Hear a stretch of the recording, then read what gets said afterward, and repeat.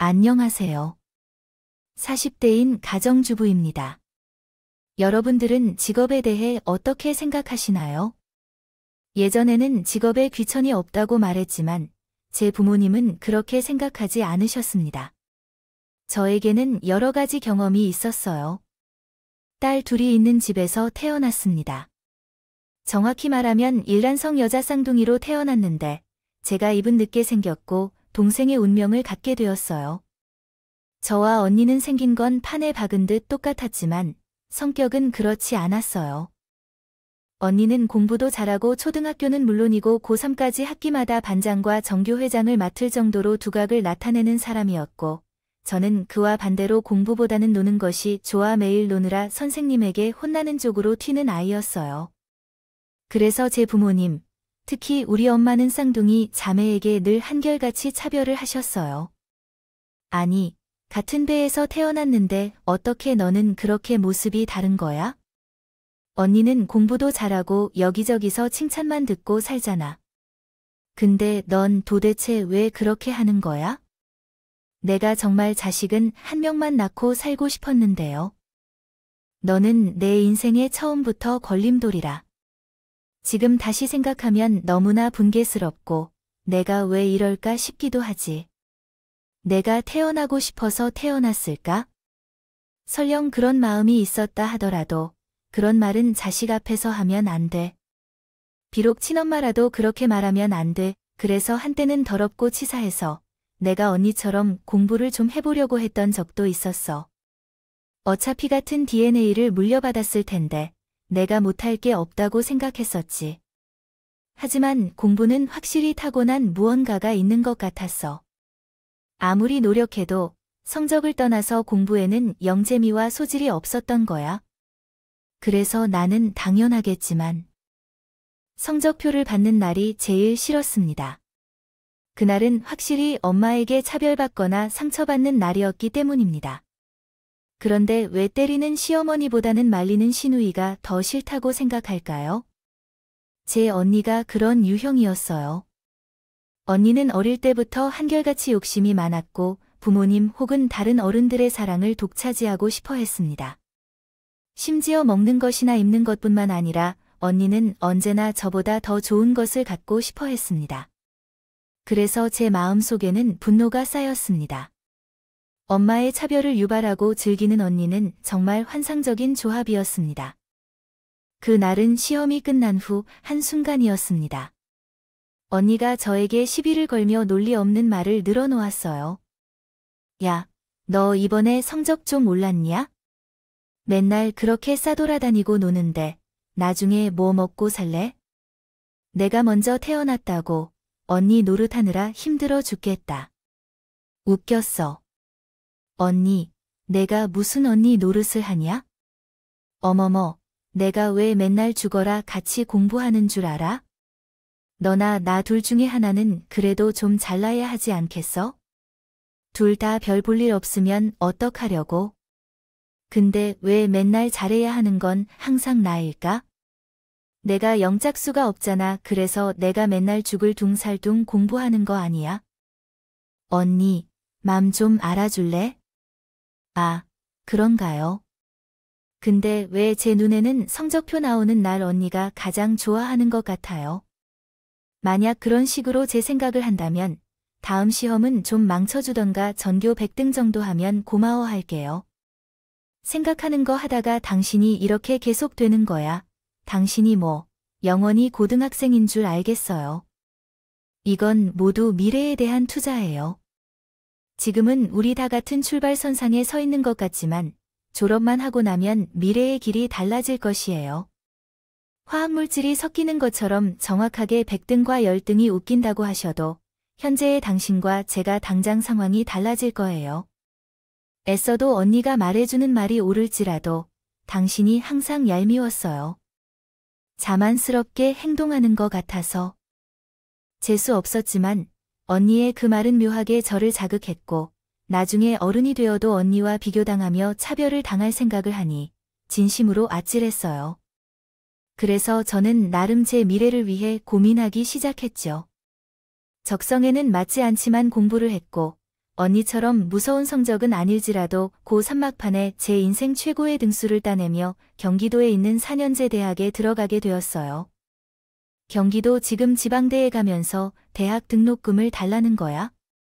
서울도 아닌 그런 학교에 가고 있으니 너도 처음에는 염치가 없다고 생각할지 모르겠지만, 엄마.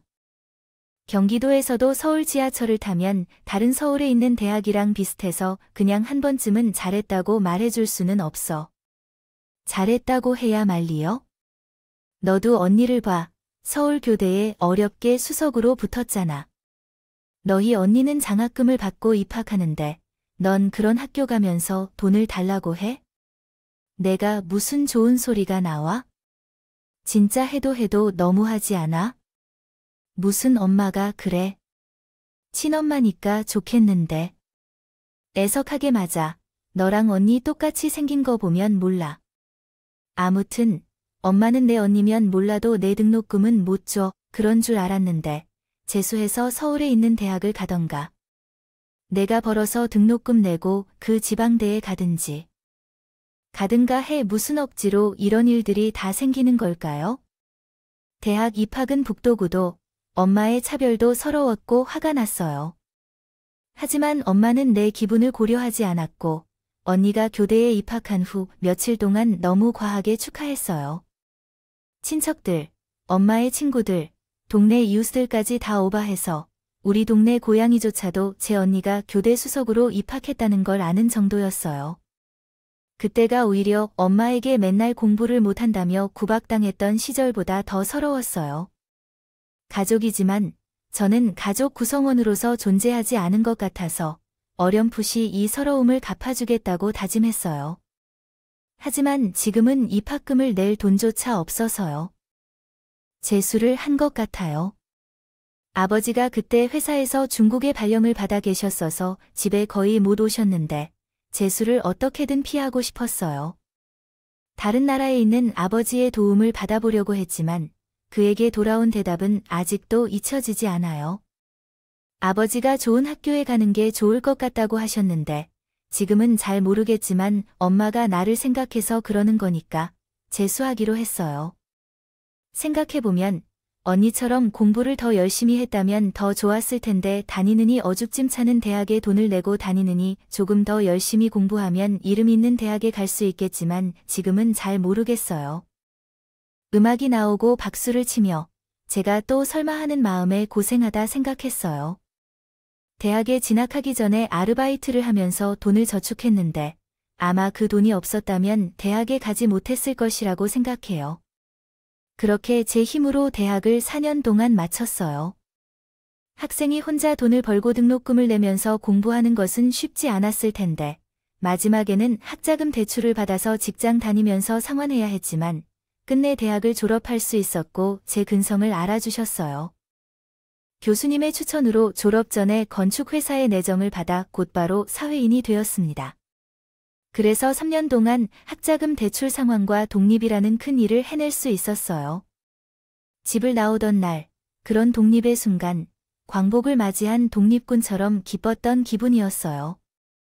이제 더는 차별지옥에서 살지 않아도 되고 무엇보다 얄미운 언니를 보지 않고 살 수 있다는 것이 얼마나 좋았는지 생각하면 태어나서 그때까지 누군가에게 관심과 애정을 받아본 적이 없었어요. 그래서 어른이 된 뒤에도 칭찬과 사랑을 받고 싶어하는 마음속에 자라지 못한 아이가 있었어요. 그 자라지 못한 마음은 운명 같은 한 남자를 만나면서 아이가 아닌 어른이 되었는데 그 남자는 지금 제 남편이에요. 저는 다니던 회사에서 협력업체와 일을 하다가 남편을 만나게 되었고 인테리어 기사로 일을 하는 남편에게 순식간에 반해버렸어요. 남편은 대학을 졸업하지 않고 20살부터 공사장에서 일하며 현장 일에 대한 모든 경험과 자격증을 가지고 있는 베테랑이었어요.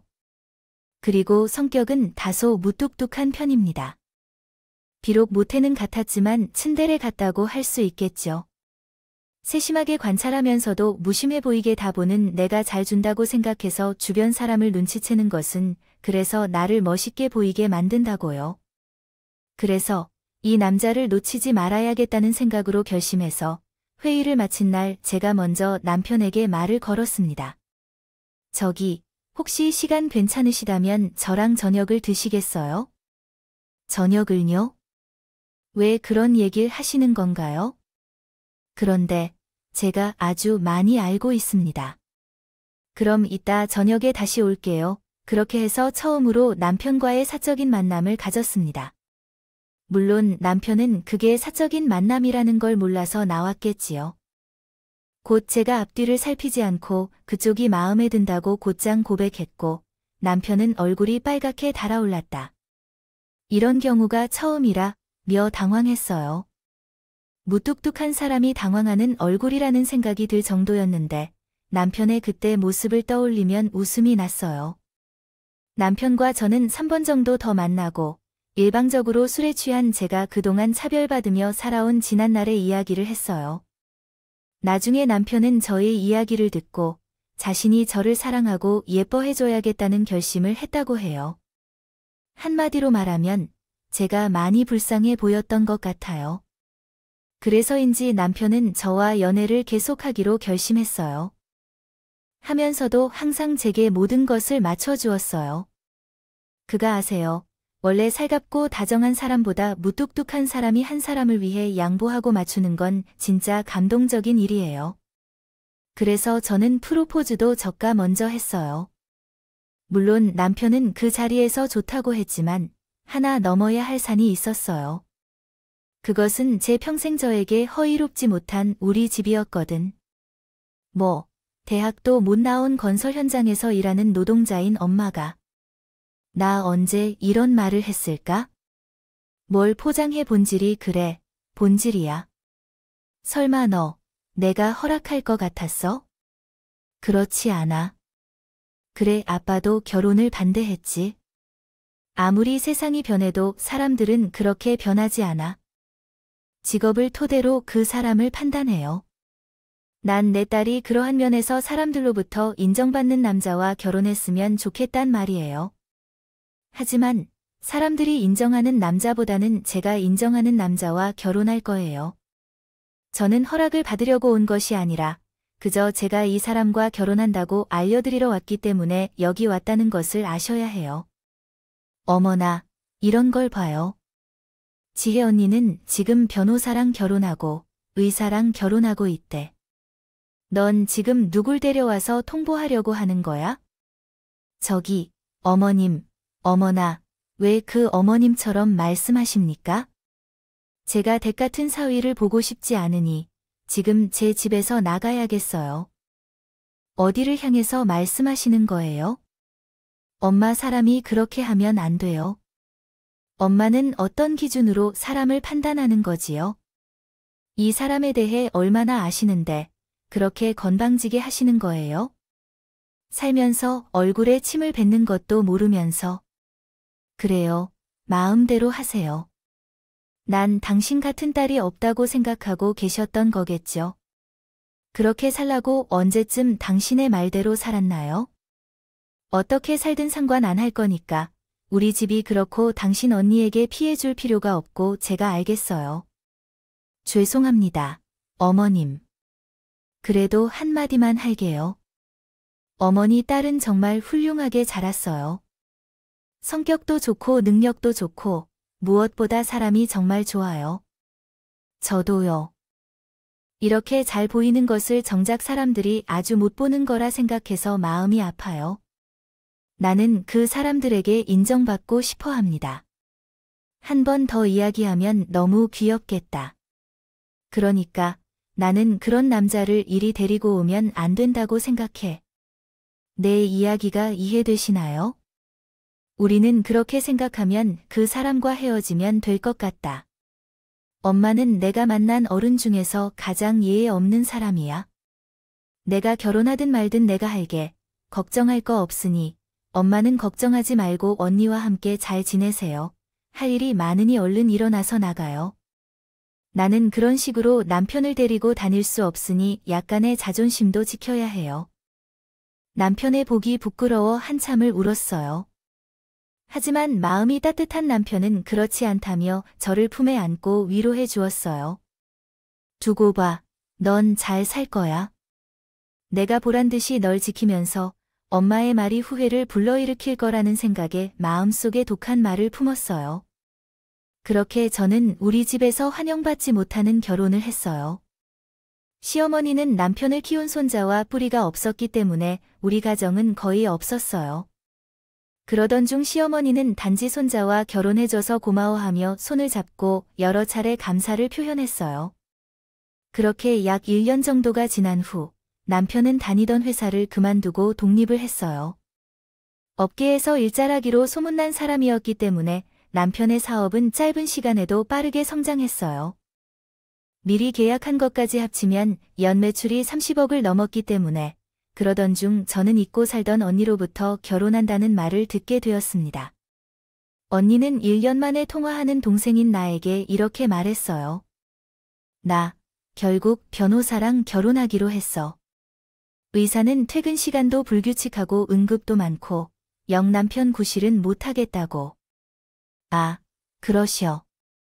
무슨 고민을 1년이나 걸려서 하셨대. 근데 나한테 무슨 용건이야? 얘 좀 봐.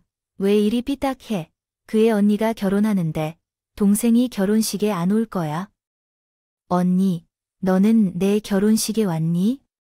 그게 결혼식이니 그냥 사람들을 모아놓고 이야기하는 자리지. 나는 가고 싶었지만. 알잖아. 엄마가 마음 먹으면 아무리 설득해도 소용없는 거야.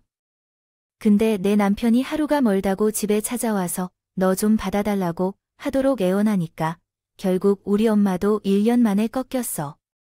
그래서 나에게 너 내 결혼식에 와도 된다고 전해. 뭐 그게 무슨 소리야? 누가 애원을 해? 어머, 몰랐어. 내 남편 사람 참 음흉하네. 넌 그런 사람 뭐가 좋다고. 언니, 함부로 말하지 마. 이미 우린 혼인신고도 마친 부부야.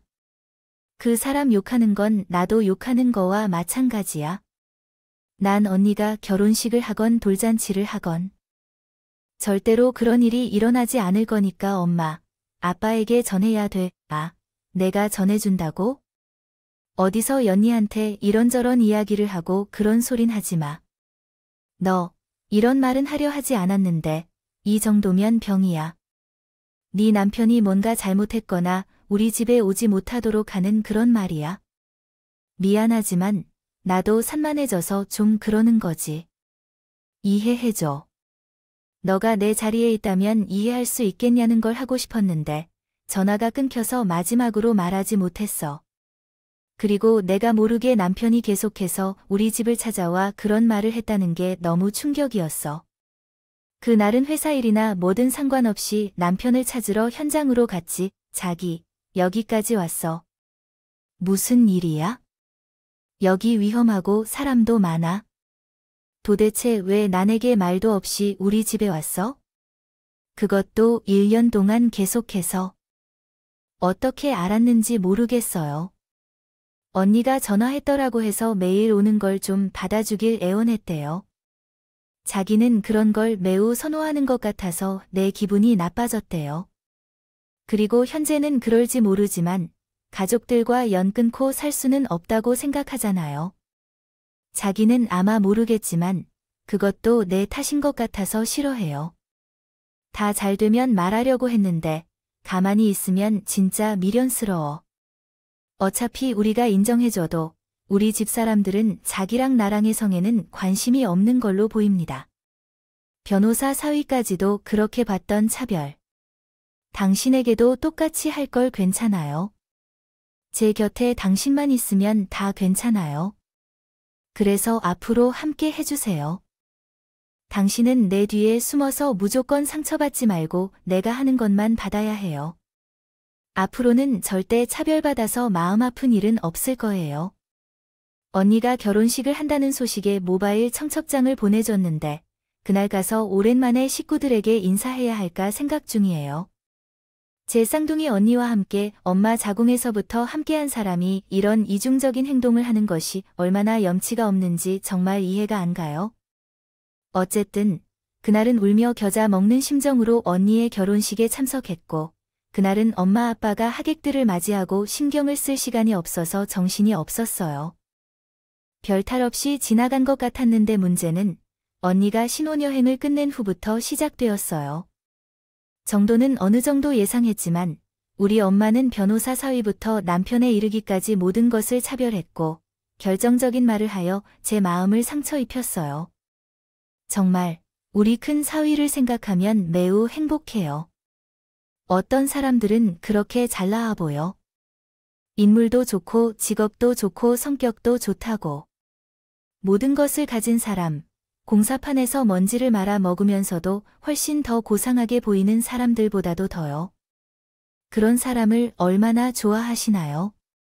어머님, 감사합니다. 제가 형님을 보기가 참 부끄럽네요. 어디서 잘못된 말을 한 걸까요? 그래, 자네의 장모는 솔직한 사람이라고 해야지. 그래, 얼마나 좋습니까? 요즘은 그냥 눈만 뜨면 자네 얘기만 한다니까, 거참하다. 질투해서 아주 좋다고 죽고 싶다는 단란한 풍경에서 철저하게 무시받고 소외되는 남편을 보니 저는 다시 피가 거꾸로 솟는 것 같았어요. 아무리 형부를 좋게 봐주려고 해도 사람 됨됨이나 수입은 제 남편이 훨씬 좋아 보였거든요. 그래서 이번에는 결코 당하지 말자 하는 심정으로 나서려고 하는데 언니가 제 손을 잡았어요. 그냥 오늘은 참자. 너 앞에서 우리 식구를 망신 주고 싶단 말이야. 언니는 남편만 중요해. 난 내 남편이 더 중요해. 남편이 자처했었잖아. 이번에는 잘 지내보자고 노력하고 있으니 너도 협조 좀 해줘. 너도 힘들게 할 때가 있네. 그 당시에는 언니가 아니라 내가 먼저 태어났다면 분명히 난폭한 언니였을 거야. 그런데 남편이 노력하는데도 모르고 계속해서 그러는 너 때문에 남편도 힘들어하고 있는 거야. 그리고 내가 내 속을 모르고 남편이 괜찮다며 웃고 있으니 정말 어이없어. 자기야, 그냥 여기로 오지 말자. 나는 친정이 없다 생각해도 상관없는데 자기가 그렇게 갖는 게 정말 싫어. 누가 당하면 내게는 괜찮은데 집이 없으면 좀 힘들어. 가만 보면 남편이 더 독한 것 같아. 사람은 분명합니다. 도대체 어떤 멘탈을 가지고 있으면 저렇게 끄덕이지 않을 수 있겠죠.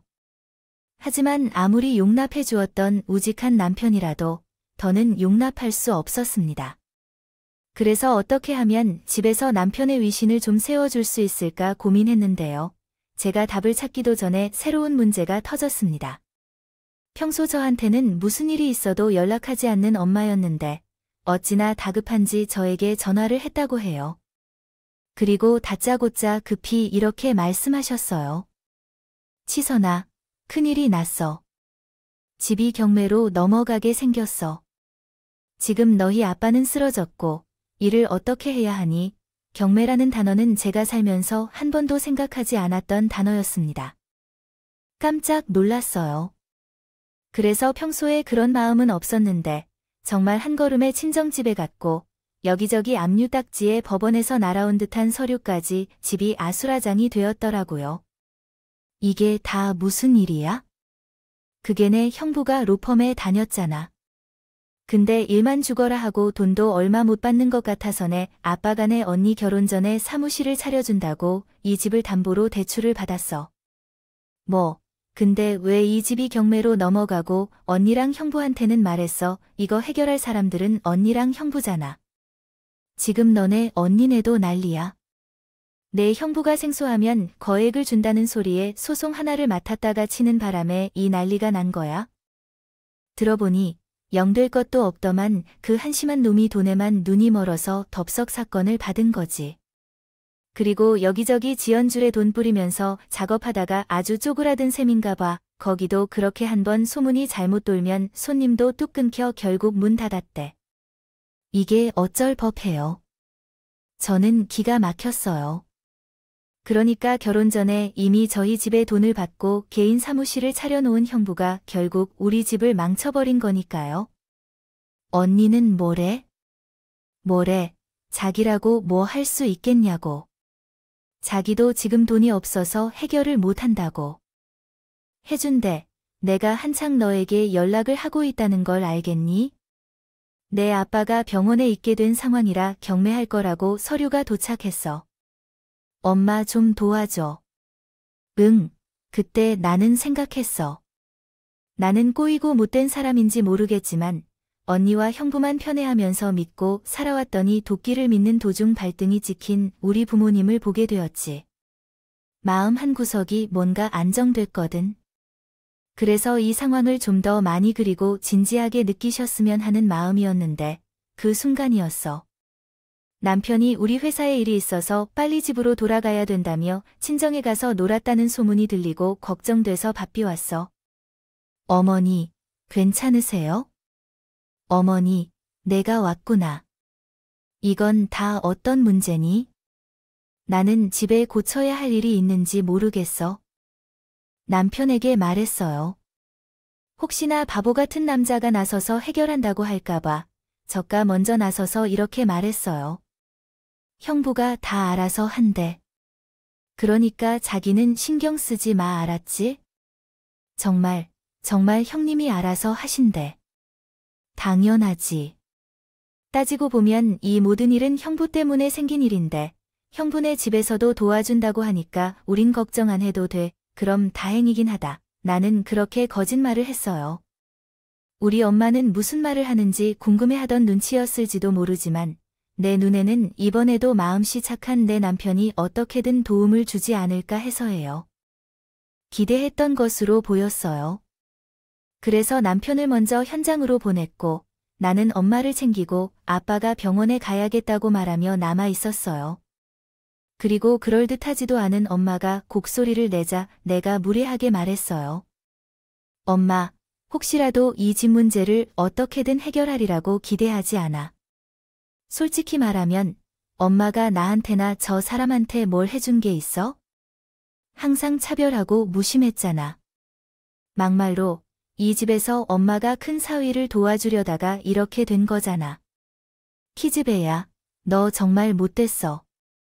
너는 이런 상황에서 그런 말을 하고 싶어? 됐어. 어차피 내 기대도 안 했어.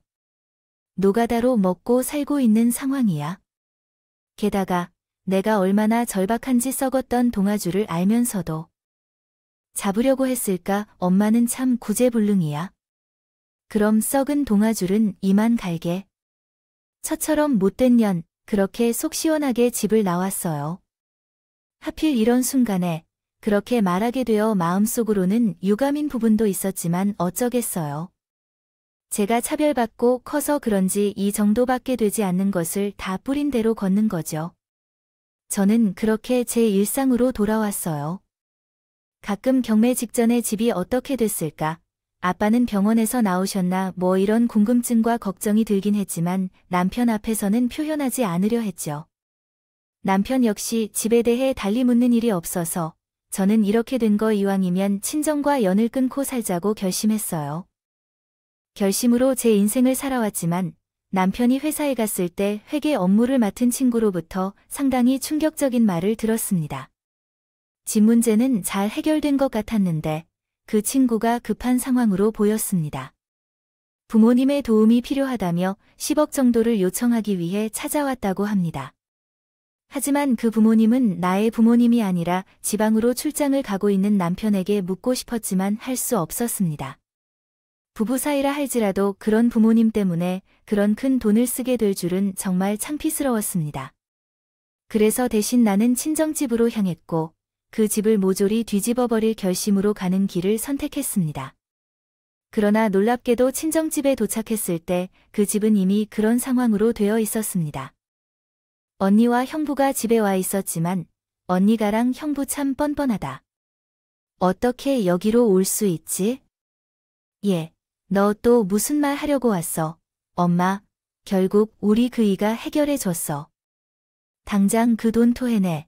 그 돈이 어떤 돌인 줄 알고 왜 어디 사채라도 끌어왔냐? 에휴, 그럼 그렇지. 어디서 그럼 큰 돈이 났나 했더니 엄마, 나 진짜 더는 안 참아. 그 사람이 나 몰래 자기 돈으로 이제 경매 막아줬나 본데. 나 절대 가만 안 있어. 그때였어요. 친구에게 회사에 제가 온 거였는데 잔뜩 화가 나서 돌아갔다는 말에 남편이 급히 저희 친정으로 왔더라고요. 자기야, 잘했네. 입 있으면 말해봐. 내가 자네한테 사채를 빌려다가 도와달라고 했나? 장모님 아닙니다. 이 사람이 제가 말을 안 해서 화가 나서 그래요. 집에다가 말도 안 했나? 그럼 내가 고마워할 줄 알았어. 엄마, 누가 이 사람이 사채 빌렸대. 이 사람 돈 잘 벌어. 그 정도 돈은 통장에 얼마든지 있다고. 그런데 난 이 사람도 우리 집에 10원 한 장 가는 거 싫거든. 나 그 돈 다 받아낼 거야. 돈도 그렇게 많은데 뭘 받아내? 가족끼리 돕고 살면 좋지. 맞습니다. 돕고 살아야죠. 야, 김우진. 당신 진짜 바보야. 당신이 나 몰래 당신 돈을 우리 집 살려주시다고 고마울 줄 알았어요. 그렇지는 않았어요. 제가 그냥 자긴 끝까지 몰랐으면 좋겠어요. 돈이 없는 사람은 아니지만 장모님 말대로 가족끼리 돕고 함께 살면 좋겠어요. 우리 남편은 제 분만큼 악을 쓰는 제 손을 꼭 잡아주셨어요. 그러나 그 모습을 지켜본 우리 가족들은 우리 부부의 대화를 듣고 이제야 남편의 일을 좋다는 것을 깨달았나 봐요. 그 자리에서 꿀먹은 벙어리가 된 것 같아요. 그래서 이때가 기회라고 생각해서 쐐기를 박았답니다. 분명히 말해요. 내 남편은 사람도 좋고 마음도 좋으며 이런 식으로 돈까지 잘 벌어서 극과 변호사요. 웃기네요. 나는 더 이상 가만히 있을 수 없어. 내 남편은 착한 사람이지만 엄마, 아빠, 딸 그리고 언니들 동생들은 그렇지 않다는 걸 안다. 이제부터 태도를 바꾸고 이 사람을 잘 대해줄 거야. 예전처럼 무시하면 얼마를 쓰더라도 이 진명예를 내 남편 앞에서 바꿔놓을 거야. 아니야, 등신 같이 생각하고 행동하는 형부니까. 언니가 엄마, 아빠에게 돈을 갚고 엄마, 아빠는 그 돈을 내 남편에게 갚으면 되겠지. 제 말에 부모님과 나는 서로를 피해 시선을 피하며 헛기침만 하던데 이제 됐으니 그만하라는 남편의 말에 따라 집을 나왔어요. 아직 마음이 편치 않아서 남편에게 또 무슨 말을 하려고 했는데 그 순간 남자가 나를 품에 꼭 안아주며 와 라고 말했어요. 완전 든든해. 내 와이프가 이렇게 멋있는 사람이야. 나 진짜 로또 맞았다 뭐야. 지금 나는 얼마나 쪽팔린데 자기야? 난 알잖아. 자기를 만나서 세상을 다 얻었어. 그냥 일하는 거 외에는 재미있는 게 하나도 없던 나에게 자기는 세상에서 제일로 비싸고 제일로 귀한 사람이야. 내가 얼마를 쓰더라도 턱없이 부족할 만큼. 저는 화를 내고 싶었는데 남편의 그 말에 눈물이 터져나오고 말았어요. 이 무뚝뚝한 사람이 언제 이렇게 다정한 사람이 되었죠?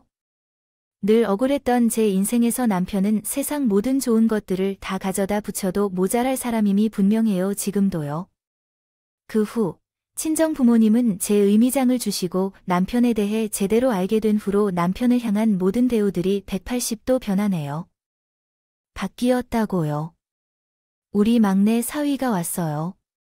힘들게 일하느라 수고가 많지요. 젓가 주려고 보양식 좀 만들었는데 어떻게 입에 맞을까요? 감사합니다. 장모님이 만들어 주신 거니까 당연히 맞겠죠. 장모님 말고 앞으로는 어머니라고 해야죠. 아니면 엄마라고 해야죠. 난 예전부터 당신을 아들처럼 생각했다니까요. 우리 아들 같은 사위가 왔군요.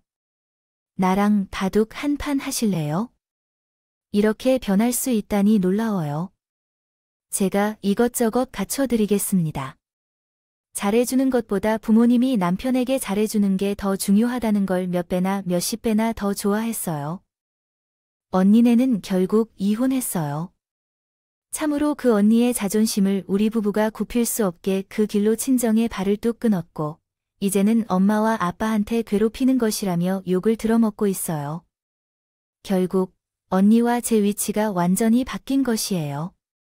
그렇다고 뭐 그게 좋다는 건 아닌데 엄마 아빠가 무엇 때문에 저와 남편에게 잘하는지 너무나 잘 알아서 그걸 이용할 뿐이에요. 절대로 믿지 않아요. 우리 남편만 빼고요.